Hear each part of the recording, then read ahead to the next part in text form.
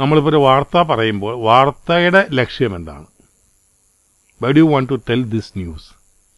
ആ വാർത്ത ഉറപ്പാണ് നമ്മുടെ പത്രത്തിൽ മാത്രമല്ല വരിക, മറ്റെല്ലാ പത്രങ്ങളിലും വരും. നിങ്ങൾ മനോരമയുടെ കറസ്പോണ്ടൻ്റ് ആണെങ്കിൽ മാതൃഭൂമിയില വാർത്ത വരും, ദേശാഭിമാനിയിൽ വരും, ചന്ദ്രികയിൽ വരും, ജന്മഭൂമിയിൽ വരും, വീക്ഷണത്തിൽ വരും, ജനയുഗത്തിൽ വരും, എല്ലാ പത്രങ്ങളിലും വരും. അപ്പോൾ നിങ്ങളുടെ പത്രത്തിലും വന്നേ മതിയാവും, അല്ലെങ്കിൽ നമ്മുടെ പത്രത്തിൽ വന്നില്ല എന്ന കുറവ് വരും.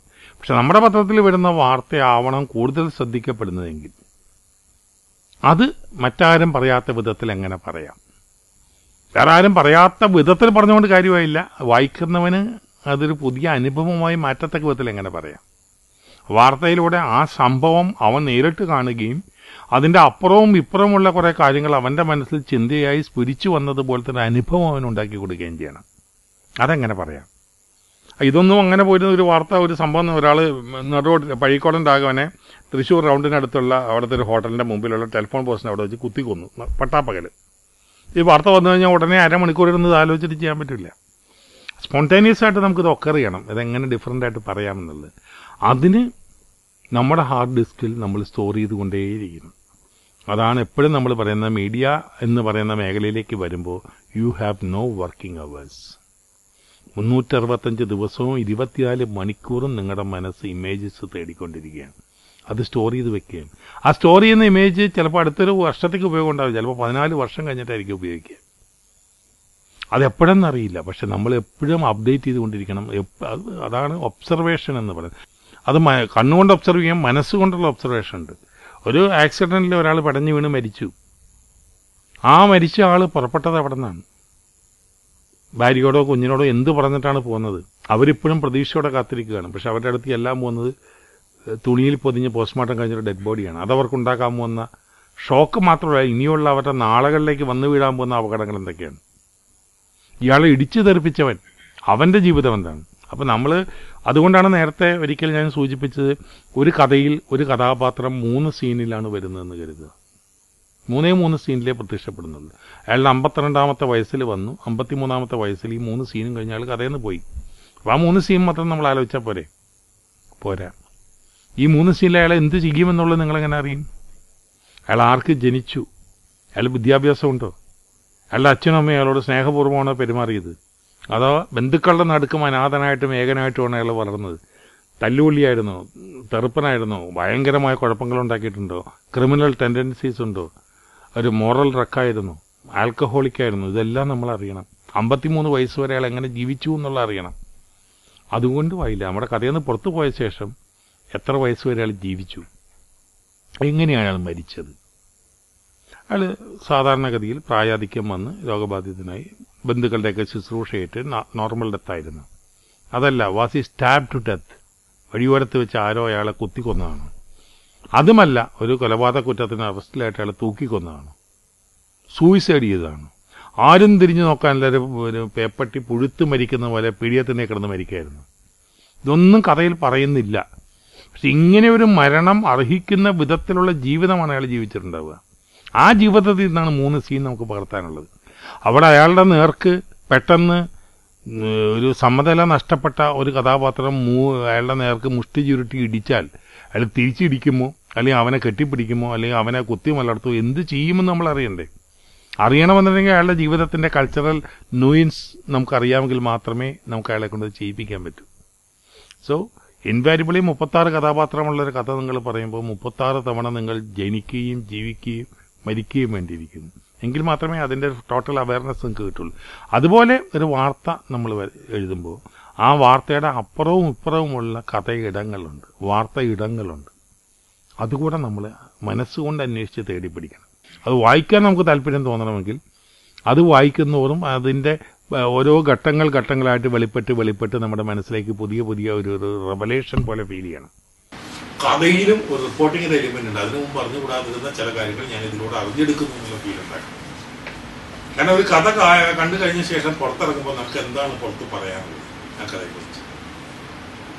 കഥയുടെ അതിങ്ങനെ വന്നു എന്ന് പറയുന്ന കഥയുടെ ബേസിക് ഫിസിക്കൽ തലങ്ങൾ മാത്രം പറഞ്ഞ് ഒരു തവണ പറയാനേ ഉണ്ടാവും. അതിന്റെ അപ്പുറത്ത് പറയണമെന്നുണ്ടെങ്കിൽ നമ്മൾ അതുവരെ കണ്ടിട്ടില്ലാത്തത്, നമ്മൾ ആരോട് പറയുന്നു അവന് ഇനിയും കാണാനിരിക്കുന്നതുമായ കാര്യങ്ങൾ നമ്മൾ കണ്ടത് അവനോട് പറയുന്നതിൻ്റെ ഒരു താല്പര്യമാണ്. ഒരു പലപ്പോഴും ഞാൻ ഇത്തരം ക്ലാസ്സുകളിലൊക്കെ ഇത് മനസ്സിലാക്കാൻ വേണ്ടിയുള്ള ഡിസ്കസ് ആയിട്ട് പറയാറുള്ളത്, നമ്മുടെ martial arts especially kung fu arts അത് സ്ക്രീനിൽ ഏറ്റവും ഉജ്ജ്വലമായി പെർഫോം ചെയ്തിരുന്ന ഒരു ആർട്ടിസ്റ്റ് നമുക്കില്ല. ഏതാനും ചിത്രങ്ങൾ അവതരിപ്പിച്ചാൽ അയാൾ ചെയ്തതിൻ്റെ 10-1 ജാക്കി ചാന് പോലും ചെയ്യാൻ കഴിഞ്ഞിട്ടുള്ളൂ. പക്ഷേ ഈ ബ്രൂസ്ലിക്ക് ഒരു ഫിസിക്കൽ ഡിഫോമിറ്റി ഉണ്ടായിരുന്നു. അയാൾ ഒരു കാലിന് 1/2 ഇഞ്ച് നീളം കുറവായിരുന്നു. അയാൾ ഒരിക്കലും ഇങ്ങനെ നിൽക്കില്ല. കാല് കൂട്ടി നിൽക്കുന്നെങ്കിൽ മറ്റേ ചെരുപ്പിൻ്റെ അടിയിൽ അഡീഷണൽ പാഡ് വെച്ചിട്ടുണ്ടാകും. എപ്പോഴും അയാൾ ഇങ്ങനെ നിൽക്കുള്ളൂ, ഒരു 6 ഇഞ്ച് കാലകത്തിയേ നിൽക്കുള്ളൂ. അപ്പോൾ എന്നിട്ടും അയാൾ ഇത്രയൊക്കെ കാണിച്ചു. ഇത് പറയുമ്പോൾ നമുക്ക് അന്യനായ ആരോ ഒരാളുടെ മരിച്ചുപോയൊരു നടൻ്റെ, ഇപ്പോൾ ബ്രൂസ്ലിയുടെ എത്ര പടങ്ങൾ നിങ്ങൾ എത്ര പേര് കണ്ടു കാണും, നിങ്ങളുടെ ജനറേഷൻ കണ്ടു കാണുമെന്നും പോലും അറിയില്ല. പക്ഷെ മലയാള സിനിമയിലെ പൗരുഷത്തിൻ്റെ കത്തിജ്വലിക്കുന്ന പ്രതീകമായൊരു നടനും ഇതേപോലെ ഒരു കാലിന് 1/2 ഇഞ്ച് നീളം കുറവാണെന്ന് പറഞ്ഞാൽ ആ നടൻ ആരെന്ന് അറിഞ്ഞാൽ നിങ്ങൾക്ക് 100 പേരോടെങ്കിലും പറയാണ്ട് ആ ആഴ്ച തള്ളി നിൽക്കാൻ പറ്റില്ല. അറിയാമോ ആ നടൻ ആരാണെന്ന്? 4 ഇഞ്ച് നീളം കുറവാണെന്നുള്ളത് നിങ്ങൾക്ക് 100 പേരോടെങ്കിലും പറയാതെ ഉറക്കാൻ പറ്റില്ല. ഇത് പ്രേക്ഷകന്റെ ബേസിക് ഇൻസ്റ്റിങ്ക്റ്റ് ആണെന്ന് മനസ്സിലാക്കുക. അപ്പോൾ അവനാ നമ്മുടെ വാർത്ത വായിക്കുന്നതിന് മുമ്പ് അല്ലെങ്കിൽ നമ്മുടെ സിനിമ കാണുന്നതിന് മുമ്പ് അവൻ അറിഞ്ഞുകൂടാതിരുന്ന എന്തോ ഒന്ന് ഇതിലൂടെ കിട്ടുന്നു. അതിപ്പോൾ ഒരാളുടെ ഒരു ഫീച്ചേഴ്സിൻ്റെ കാര്യമാവില്ല, കഥയിലെ തന്നെ ജീവിതത്തിലെ തന്നെ ഒരു പ്രത്യേക സന്ദർഭം, ഒരു ഹ്യൂമൻ റിലേഷൻഷിപ്പിൻ്റെ അതിമനോഹരമായൊരു സംഭവം.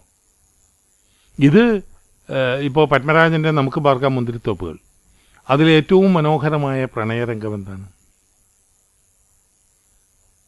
ബൈബിളിലെ ശലോമോൻ്റെ ഗീതങ്ങളിലെ വാചകങ്ങൾ ഉപയോഗിച്ചുകൊണ്ട് അവർ തമ്മിൽ പരസ്പരം പറയുന്ന സാധനങ്ങൾ. നമുക്ക് അതിരാവിലെ എഴുന്നേറ്റ് മുന്തിരിവള്ളികൾ തളിർത്ത് പോയി നോക്കാം, അവിടെ വെച്ച് ഞാൻ നിനക്ക് എൻ്റെ പ്രണയം തരും. പത്മനാഭൻ എഴുതിയ വരികളല്ല, ഇത് അടിവരിയിട്ട് കൊടുത്തിരിക്കുകയാണ്, പുസ്തകങ്ങൾ അങ്ങോട്ടും ഇങ്ങോട്ടും കൈമാറുന്നത്. ഇത് ആക്ച്വലി പത്മനാഭൻ തന്നെ തുറന്ന് സംബന്ധിച്ചിട്ടുള്ള കാര്യമാണ്. കെ സേതുമാധവൻ ഡയറക്റ്റ് ചെയ്ത ഇൻഗിലാബ് സിന്ദാബാദ് എന്ന് പറഞ്ഞൊരു പടമുണ്ട്. അത് എസ്.എൽ. സാനത്തിന് എടുത്തത് അഗെയിൻ ഫ്രം എ ജപ്പാനീസ് വർക്കാണ്. ഏത് കഥയല്ല ഞാൻ പറയുന്നത്, ഈ പർട്ടിക്കുലർ അപ്രോച്ച് എന്ന് പറയുന്നത്. അതായത് ജയിലിൽ കിടക്കുന്നൊരു പുള്ളിക്ക് ആ ജയിലിൽ കാവൽ നിൽക്കുന്ന ഹെഡ് കോൺസ്റ്റബിളിൻ്റെ മകള്, ഇയാൾ അഭ്യസ്തവിദ്യനും അറിയപ്പെടുന്ന ഒരു എഴുത്തുകാരനുമാണെന്ന് അറിഞ്ഞപ്പോൾ ഈ പോലീസുകാരൻ വളരെ സഹൃദയനായതുകൊണ്ട് വായിക്കാൻ ചില പുസ്തകങ്ങൾ കൊടുത്തേക്കും. അപ്പോൾ മോളാണ് പുസ്തകങ്ങൾ എടുത്തു കൊടുക്കുക. അപ്പോൾ മകൾ ഇയാളുടെ കവിതകളും മറ്റുമൊക്കെ വായിച്ചിട്ട് ഇയാളെ ആരാധിക്കുന്നവരാണ്, കണ്ടിട്ടില്ലെങ്കിലും. അപ്പോൾ ഈ അയച്ചു കൊടുക്കുന്ന പുസ്തകത്തിൽ സൂര്യകാന്തി കവിത, ഇത് പല പേജസിലായിട്ട് അവൾക്ക് പറയാം, ആ കവിതയിലെ ആ സൂര്യകാന്തിയാണ് ഞാനെന്ന് പലപ്പോഴും ഞാൻ കരുതി പോന്നിട്ടുണ്ട്. പക്ഷെ ഒരു സൂര്യനായി എൻ്റെ മുമ്പിൽ ഇങ്ങനെ കാണാതെ നിങ്ങൾ പ്രത്യക്ഷപ്പെടുമെന്ന് ഞാൻ കരുതിയിരുന്നില്ല എന്ന് പറയണമെങ്കിൽ ഇത് ചിലപ്പോൾ 300 പേജ് പോകുമ്പോഴായിരിക്കും ഇതിന് പറ്റിയ ഓരോ വാക്കുകൾ ഇങ്ങനെ പെൻസിൽ കൊണ്ട് അടിവരയിടാൻ പറ്റും. അപ്പോൾ ഈ പുസ്തകം എടുത്തിട്ട് നമ്മൾ അടിവരയിട്ട വാക്കുകൾ മാത്രം വായിച്ചു നോക്കിക്കഴിഞ്ഞാൽ അത് മനോഹരമായൊരു പ്രണയവാചകമാണ്. ഇതിന് അയാൾക്ക് അവിടെ ഇരുന്നുകൊണ്ട് ചെയ്യാൻ പറ്റുന്നത്, അയാളും എവിടെ നിന്നെങ്കിലും ഒരു ചെറിയ പെൻസിലിൻ്റെ കഷ്ണം എടുത്താൽ അതിനുള്ള മറുപടി അയാൾ ഇതുപോലെ മാർക്ക് ചെയ്ത് കൊടുക്കും. ഇത് ജപ്പാനിലെ വളരെ വിസ്തൃതമായ ഒരു സാഹിത്യകൃതിയിലുള്ള ഒരു എലിമെൻ്റാണ്. അതാണ് ഇൻഗിലാബ് സിന്ദാബാദിലെടുത്ത്, അതുതന്നെയാണ് നമുക്ക് പാർക്കാം മുന്തിരിത്തോപ്പുകളിലെടുത്ത്. ആ കാലഘട്ടത്തിൽ പിന്നീട് ഒരുപാട് പേര് പ്രാവർത്തികമാക്കിയൊരു സംഭവമാണിത്. അങ്ങോട്ടും ഇങ്ങോട്ടും പറയാനുള്ള കാര്യങ്ങൾ പുസ്തകത്തിൽ അടിവരയിട്ട് അങ്ങോട്ടും ഇങ്ങോട്ടും പുസ്തകങ്ങൾ കൈമാറുക. അതിൽ അല്ലാതെ തന്നെ പറയാം, പക്ഷെ ഇങ്ങനെ പറയുന്നതിൽ നമുക്കൊരു വേറെ ചാം ഫീൽ ചെയ്തു. അപ്പം നമ്മൾ അതുവരെ ചെയ്തിട്ടില്ലാത്തതും നമുക്ക് ചെയ്യാൻ പറ്റുന്നതുമായി എന്തോ ഒന്ന് ചെയ്യാനും നമുക്ക് പറയാനുള്ളത് പറയാനും അല്ലെങ്കിൽ കണ്ടെത്താനുള്ളത് കണ്ടെത്താനും നമ്മളെ പ്രേരിപ്പിക്കുന്നു. അതിലൊരു കോ ഓതറിങ് ഉണ്ട്. അവർ കൂടി ഇതിൻ്റെ രചനയിൽ പങ്കാളികളാണ്, അല്ലെങ്കിൽ അവരുടെ ജീവിതത്തിൻ്റെ രചനയിൽ നമ്മുടെ ഇതിൽ നിന്നുള്ള ചില സങ്കേതങ്ങൾ അവർക്ക് എടുക്കാൻ കഴിയുന്നു. അപ്പോൾ ഇത് പിന്നെ ഇങ്ങനെ ഓർത്തെടുത്ത് പറയുമ്പോഴും ഈ ഫ്രോയിഡ് പറഞ്ഞുള്ള സെക്കൻഡറി റിവിഷൻ എന്ന് പറയുന്നൊരു എലിമെൻ്റ് ഉണ്ട്. തലേന്ന് കണ്ട സ്വപ്നം ഇന്ന് ഓർത്തെടുത്ത് പറയുമ്പോൾ, ഒരു കഥ നിങ്ങൾ സിനിമ കണ്ട ശേഷം നിങ്ങൾ മറ്റൊരാളോട് അതിനെക്കുറിച്ച് വിസ്തരിച്ച് പറയുമ്പോൾ പൂർണ്ണമായും ആ സിനിമയിലെ ഇമേജസ് മാത്രമല്ല നിങ്ങൾ പറയുന്നത്. ആവില്ല. ഞാൻ പറയുമ്പോഴും അതെ, 2 ഷോട്ട് 2 ഇമേജ് 2 വിഷ്വൽ എൻ്റെ വക ചേരും, നിങ്ങൾ പറയുമ്പോൾ നിങ്ങളുടെ വകയും ചേരും. കാരണം നമ്മളൊരു സ്വപ്നം ഓർത്തെടുത്ത് പറയുമ്പോൾ സ്വപ്നം പൂർണ്ണമായിട്ട് ഓർക്കാൻ പറ്റില്ലല്ലോ. അപ്പോൾ അതിലെ ഒഴിവിടങ്ങൾ നമ്മൾ ഫില്ല് ചെയ്യുന്നത് നമ്മുടെ ഉള്ളിലുള്ള ചില മോഹങ്ങളോ അല്ലെങ്കിൽ നമ്മുടെ ഉള്ളിലുള്ള ചില സംഭവങ്ങളോ ചേർത്തിട്ടാണ്. സോ എവരി റിപ്പോർട്ടിങ്ങിൽ എവരി റൈറ്റിങ്ങിൽ ഈ പറയുന്ന ആളുടെ ഉൾച്ചേർക്കലുണ്ട്, വായിക്കുന്ന ആളുടെ ഉൾച്ചേർക്കലുണ്ട്, കേൾക്കുന്ന ആളുടെ ഉൾച്ചേർക്കലുണ്ട്. അങ്ങനെയാണ് ഇത് കംപ്ലീറ്റ് ആവുന്നത്. അപ്പോൾ വളരെ രസകരമാണെങ്കിലും വളരെ കോംപ്ലിക്കേറ്റഡ് ആണ് ഇതിൻ്റെ ഒരു എന്താ പറയുക ട്രാവൽ ചെയ്യുന്ന വഴി എന്ന് പറയുന്നത്.